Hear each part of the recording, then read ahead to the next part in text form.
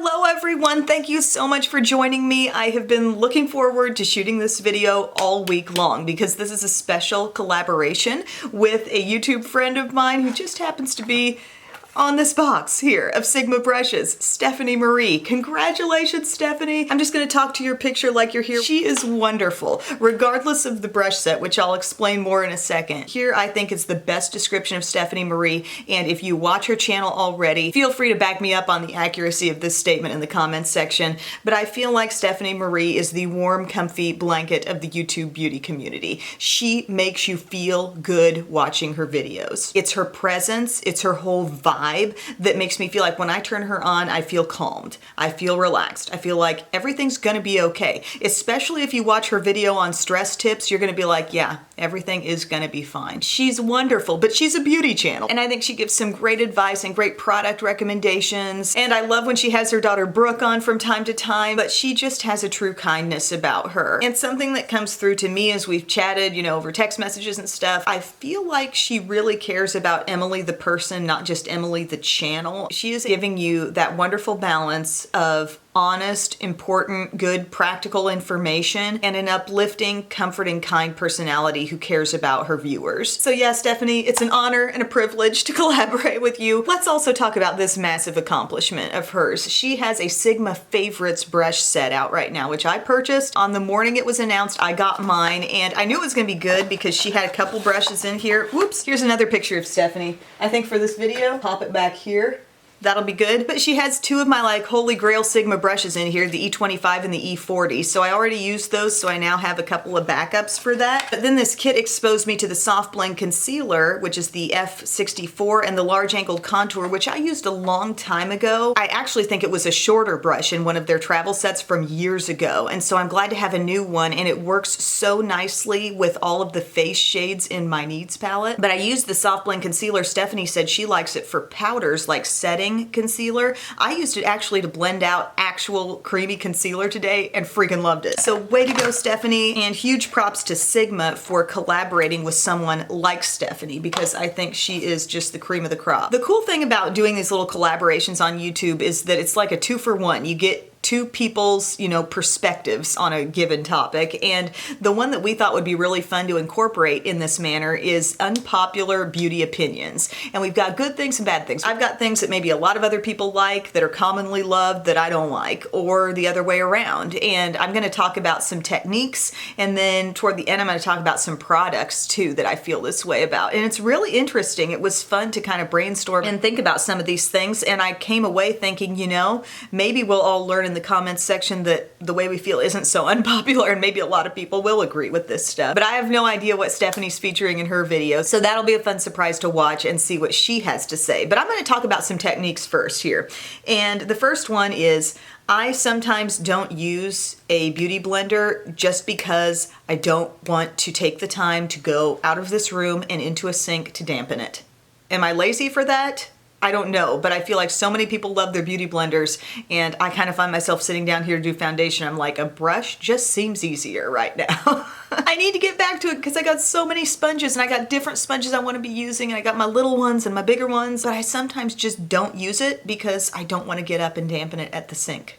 That's my story. Here's another unpopular technique that I think I have in this day and age. I don't set my eye primer. Now, this is not out of laziness, but this is simply because I feel like shadows cling to it. I feel like I already preached about this in a recent video, but I think having the eye primer there that is a slightly, you know, tacky texture gives your eyeshadows something to cling to, something to stick to, something that will make them show up in a more vibrant way. And maybe if you are going for like a super, super dark look and you're just not wanting things to cling to much, you might set that eye primer with some kind of a powder or a light neutral shadow perhaps, and maybe you won't have a clinginess thing going on there, but I would say 9 times out of 10, I am not gonna set the eye primer. I'm going to allow what shadows I put on my eyes to really pop because they're sticking to the primer. And I wind up with very good staying power with this technique. Here's another unpopular beauty opinion / confession here. I sometimes give my lashes an extra crimp with the lash curler after I've already put on mascara. Okay, my lashes don't like to hold a curl, and the nature of being a beauty YouTuber is that you may be experimenting with different mascaras here and there. Some might drop your curl like that, some might hold it really well, and this is unnecessary. But sometimes you need the little extra boost, and I do it gently. I'm not rough about it, but I might go in and just go boop, okay. And we all still live through it. So sometimes I do that. I don't do it every day, but if I'm using a mascara that kind of disappointed me with the curl holding, or if I feel like it's gonna be a problem if I wanna put on false lashes and my regular lashes are already starting like this downward spiral here, and I know that they need that little boost, I'll do it. And I will do it very carefully. And usually it's not on like wet, sticky mascara, but once everything's dried, I might just give just a little something there. Say what you want, but it helps. Why do I feel so sassy in this video? Because I feel like I gotta make a case for myself on these unpopular opinions. Okay, here's another thing. Most of the time I don't like mini mascaras. I think it's putting a full-size brush into a really small tube, and I rarely feel like it's the same experience as the full size. Now, some mini mascaras are bigger than others. There's not like one solid standard here. So for example, I was using a Mally mini mascara, and her brush on the volumizing mascara isn't like gigantic to begin with, so I thought it all worked. But in a lot of cases, I feel like I'm taking a really big brush out of a really small tube, and it's not like loaded with product the way it should be so much. And there have been a lot of cases where I didn't like the mini, but I actually loved a full size of a certain mascara here or there. This is a very personal opinion, and I do think it's probably an unpopular opinion, but I don't love doing a lot of eye looks that have a real edge to them, you know, like the cut crease and a real like tight edge on it. I don't know, in some cases I think those eye looks photograph gorgeously. Like you get them at just the right angle, just the right tilt of the head, just the right, you know, looking down. And it's like, yeah, cool, I dig that. I like to look at that still shot of it. And maybe it's just on my eyes, but I have tried cut crease looks here and there just playing around, and I feel like they don't look good. Just, you know, I catch myself in the mirror and I'm like, ooh, resume the perfect pose real quick that took the good picture, because that's the only way this look is really good on me. Because like just every day wearing it around, looking around, like having expressions and stuff like that. Maybe my eyes are too like, ugh, all over the place, but I just don't love living life in those looks that seem like they've got certain edges or that they've really, really been slaved over. Even if I have slaved over the look, I like it to have a little bit more of a buffed out, effortless quality to it. Here's another thing that I think is going by the wayside these days in an effort for people to have fuller looking lips, the Cupid's bow.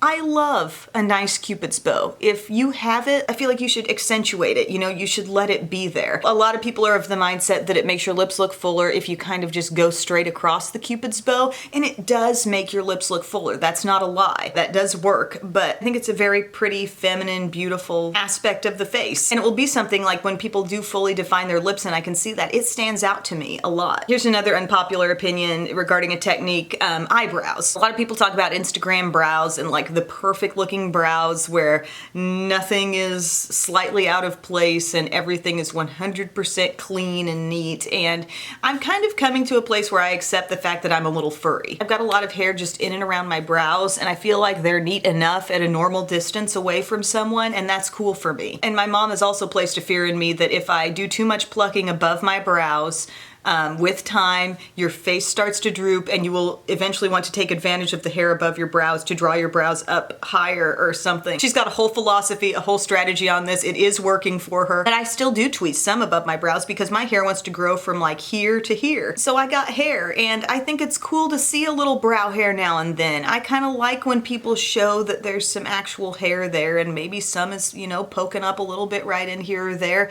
Like, we are human beings. It is natural. Don't be so worried about that. It's a beautiful thing. Okay, I've got two things in here. I forgot I included these. YouTuber habits, let's call them, that I think are unpopular opinions. I love pictures of used products. I have seen, and I've seen it a lot because of my palettes that have come out, and people will post pictures and maybe you can see that a couple swatches, couple swipes have been taken out of the pans, and they'll apologize in the caption, like, sorry, I just had to get in and swatch some of these. And maybe there's something to be said for a perfectly like brand new palette, a picture of that palette, but I almost feel like let's leave that to the brand to put that out. I like seeing a palette that is freaking loved on. Like, this is my Once palette. I've been using the crap out of it. And I love seeing that because that's not just showing you a product, that picture is also telling you a story about what shades they've probably used a lot of. And I love seeing all the gorgeous, pristine pictures, don't get me wrong, but it's fun to see the used pictures too. And I don't think people should be apologizing for showing a palette that maybe they've hit pan on something or maybe whatever. Like, that's still a gorgeous picture to a makeup lover. So I feel you. Show me your used palettes. I think that's cool. Also, I love old school style YouTube videos. Like, not a ton of editing tricks or major production. I don't mind messiness in the background, stuff around, people giving the appearance that they're in an actual room in their home or something. I love that. Be in your bathroom, imperfect lighting. It's okay.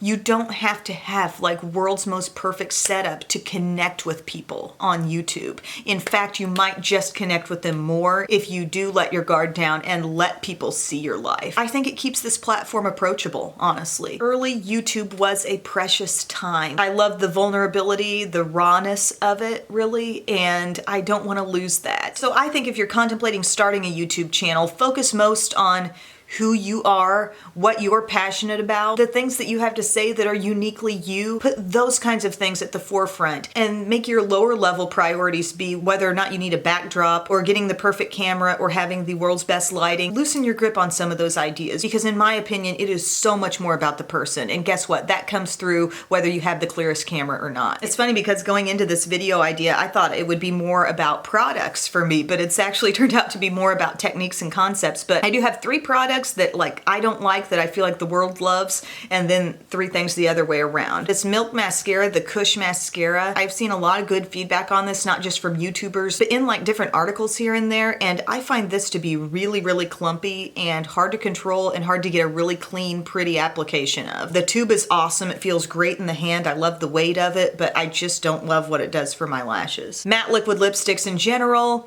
there are exceptions. There are certain ones that feel nice. I love like Bare Minerals Gen Nude or Julep. Just certain ones here and there have been really nice to use, but on the whole, I feel so much more comfortable in a creamy lipstick or a lip gloss. Now, a creamy lipstick is probably not going to compete with a matte liquid lipstick in terms of staying power, so there's one little issue, but I'm not one who's entirely opposed to a reapplication, so if I need to put something on again after a meal, that's okay, I'll do that. Here's another thing, the Physicians Formula Butter Blushes, like I think they've come out with some richer colors since their initial launch, but still, what was put out in some sets recently, like remember when they did this kind of like box set idea, and I passed these along to some other people who I thought might like them more than me, but it was like within a box you had a little perfume and then you had a blush, bronzer, and a highlighter, and I was just so not all about those sets at all. I really thought the blush was disappointing in terms of showing up at all. I thought the particular highlight that was in there was like way too glittery. I do like butter bronzer and I like the scent, but those blushes, let me know if there's a newer, brighter color that might do it for me, because the originals really don't. Now here are the things that I think I like that I hear very little about. CoverGirl Cheekers blushes. They're old school, yes, but they are really good blushes, and I rarely hear anybody ever talk about these. Today I'm wearing some Soft Sable. I love this color. It's a great neutral with a little bit of glow. But this is the line of blushes that I freaking built my makeup using life on. Like Pretty Peach was the first blush I probably ever wore because that's what my mom wore. And then there's a deeper one called like Golden Pink, and I used that a ton in my news days, I remember. And I like their Instant Cheekbones line as well. And I feel like where a lot of my unpopular opinion loves come from are usually more like old school products that I really do like, but I just don't feel like I hear much about. So another one is L'Oreal True Match Pressed Powder. You know, it's not a brand new thing on the market, so you're not gonna be seeing like new reviews left and right for it, but this has been a long-standing favorite. It's a really nice texture, it's smooth, it's kind of got a creamy feel. Pair it just with concealer even, and I think you'll be surprised at the coverage level. It's more on par, I think, with being like a powder foundation practically. It's not to say other people necessarily hate it, it just doesn't get a lot of love. And here's another thing, and this is a rediscovered thing that I was playing with over the weekend because I was shopping my stash and I was just like having a little makeup playtime, and I rediscovered my Shani 7-layer remix.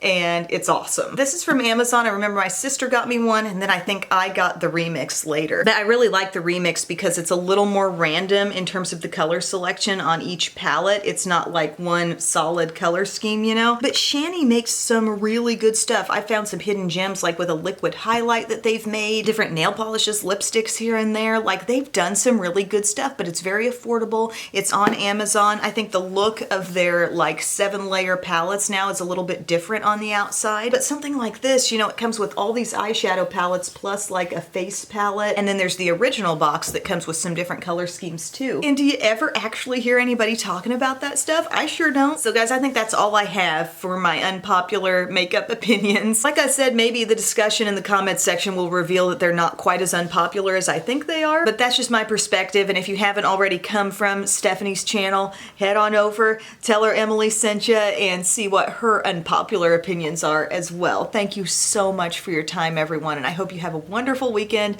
and I will see you soon. Bye.